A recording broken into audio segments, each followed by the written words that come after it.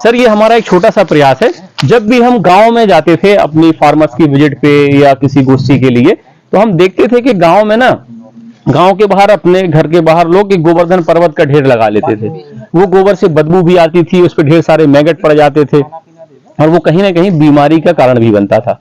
तो हमने यहाँ पे तरह तरह की खाद बनाने के लिए, पीछे नाडेप कंपोस्ट है हमारा, गड्ढा खाद है, यहाँ ये वर्मी कंपोस्ट के यूनिट है, और भी अन्य मैंने आपको खादें बनाने का तरीका बताया। तो जो हम किसानों को यहाँ पे ट्रेनिंग देते हैं, उनसे बताते हैं कि भाई इस खाद को ऐसे मैनेज करना, तो उनके लिए थोड़ा सा कठिन होता है और वो बोलते हैं कि भैया हम इतना श्रम नहीं कर पाएंगे, इतना समय का अभाव है। तो हमने एक छोटा सा प्रयास किया है कि आप जो ढेर डाल रहे हैं, गोवर्धन पर्वत लगा रहे हैं अपने गांव में, अपने घर के बाहर, आप इसको लगाने का तरीका बदल दीजिए, थोड़ा सा इस पे प्रोसेस कर लीजिए, तो ये खाद आपकी 90 से 100 दिनों में बढ़िया क्वालिटी की खाद तैयार हो जाएगी। तो हम क्या करते हैं, जो भी हमारे बकरियों का मेन्योर, गायों का मेन्योर निकलता है, कृषि अवशिष्ट निकलते हैं, जो भी अपशिष्ट पदार्थ आता है, सब यहाँ में स्टोर करते हैं। और महीने में 2 बारी हम लगभग 200 लीटर में 5 किलो सरसों की खली, और इसमें लगभग 5 से 10 लीटर गौमूत्र और थोड़ा सा गोबर 2 किलो 4 किलो डाल के छोड़ देते हैं। और 5वें 6वें दिन हम इसको ऊपर पूरा स्प्रे कर देते हैं पानी से। वेस्ट डिकम्पोजर के साथ भी सरसों की खली स्प्रे कर देते हैं। तो हम देखते हैं कि 1 महीने में 2 स्प्रे में 3 से 4 महीने में ये खाद अच्छी क्वालिटी की तैयार हो जाती है, जिसे आप उठा करके सीधा खेतों में डाल सकते हैं। कोई मैगट नहीं दिखेंगे आपको इस पे, ना बदबू आती दिखेगी, आप पास में खड़े हैं ढेर के। तो छोटा छोटा सा ये प्रयास अगर हमारे किसान साथी करें तो बहुत आसान तरीके से खाद बना सकते हैं। अगली यूनिट सर हमारी इस तरफ आ जाइए, सर आप आ जाइए,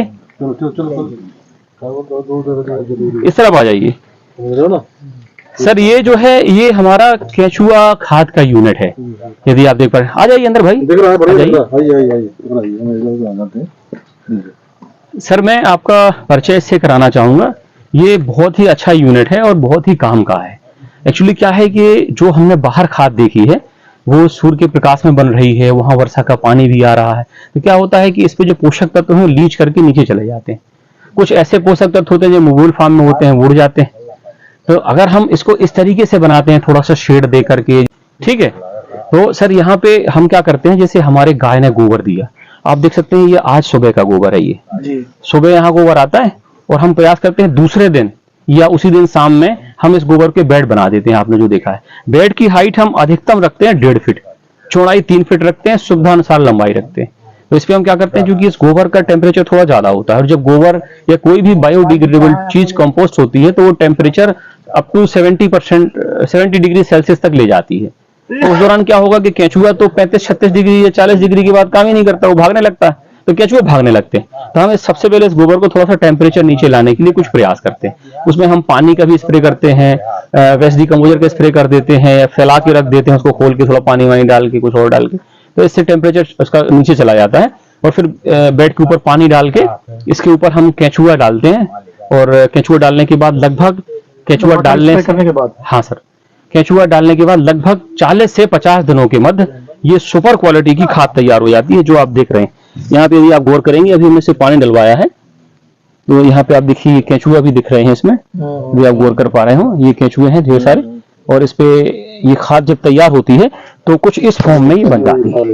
हाँ नहीं, छनी नहीं, बगैर छनी सर। ये देखिए आप नजदीक से दिखा सकते हैं कैमरे में, ये खाद एकदम चाय की पत्ती की तरह है, लकड़ी के बुरादे की तरह है। और आप गौर करेंगे सर, इसमें स्मेल नहीं आएगी सर, किसी तरीके की बदबू नहीं आएगी। अगर आप सूंघेंगे तो बड़ा मिट्टी की सोहनी खुशबू आती है।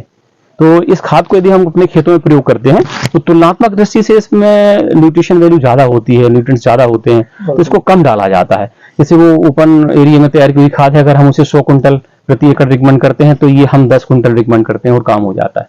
अगली यूनिट हम सर दिखाना चाहेंगे डॉक्टर साहब, आपका भी ध्यान आकर्षण करना चाहेंगे। ये सर लिक्विड फर्टिलाइजर है।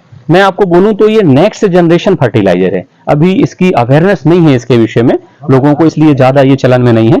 लेकिन बाहर ये ऑनलाइन देखेंगे या ऑफलाइन मोड में, ये 100 से लगा करके 250 रुपए लीटर बिकता है मार्केट में, और फार्मर से खरीदता है। जबकि इसे बनाने का बहुत सहज तरीका है। हम यहाँ फार्मर्स को बनाना सिखाते हैं कि आप बनाइए, खुद अपने खेत में डालिए। इसको बनाने के लिए 2 तरीके हैं, एक तो वो मटका विधि है, ड्रम विधि है, आप वैसे ही बना सकते हैं। तो उसमें क्या होता है कि केंचुए का परसेंटेज कम होता है। अच्छा ये क्या है, इसे हम वर्मी वाश के नाम से जानते हैं। वर्मी वाश का सीधा सा मतलब होता है, वर्म माने केंचुआ, वाश माने उसका धोवन या पानी धोने वाला। तो हम क्या करते हैं, यहाँ जो बेड हमारे लगे रहते हैं वर्मी कंपोस्ट के, जब ये बेड 50% से ऊपर कंपोस्ट हो जाते हैं, तब हम इस पे पानी या वाटरिंग की मात्रा बढ़ा देते हैं। थोड़ा सा बढ़ाते हैं जिसमें वो लीच होता रहे हल्का हल्का, और लीच होकर के यहाँ एक हमने पाइप दे रखा है, अंदर पूरा पैक कर रखा है ईंटों से। तो इस पाइप के माध्यम से यहाँ बूंद बूंद करके पानी, यहाँ भी लगभग 100 लीटर का एक ड्रम होगा, 80 से 100 लीटर का, उस पर इकट्ठा होता रहता है। आज वो ड्रम फट गया था पुराना, इसलिए उसे अलग करा के नया हमने डाला हुआ है। तो और जो वहाँ पे स्टोर होता है हम उसे यहाँ पे कलेक्ट कर लेते हैं और अपनी फसलों में प्रयोग करते हैं।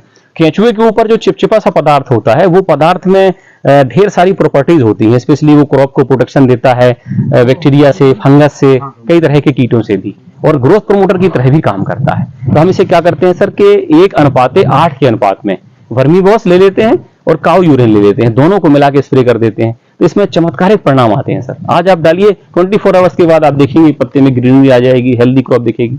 तो ये बहुत सरल और सहज चीज है, इसे भी हम अपने खेतों में करके लाभ उठा सकते हैं। किसान साथी आसानी से कम पैसे में डाल करके यूज करते हैं। तो आप भी इस तरीके से करें कि अपने पशुओं का जो वेस्ट है, गोबर है, कृषि अपशिष्ट है, वो बेकार न जावे, उनसे आप बहुत उच्च गुणवत्ता की खाद बनावें, जो आपको लगभग निःशुल्क पड़ेगी, थोड़ा सा श्रम करना पड़ेगा और रिजल्ट अच्छा आएगा। रिजल्ट अच्छा आएगा।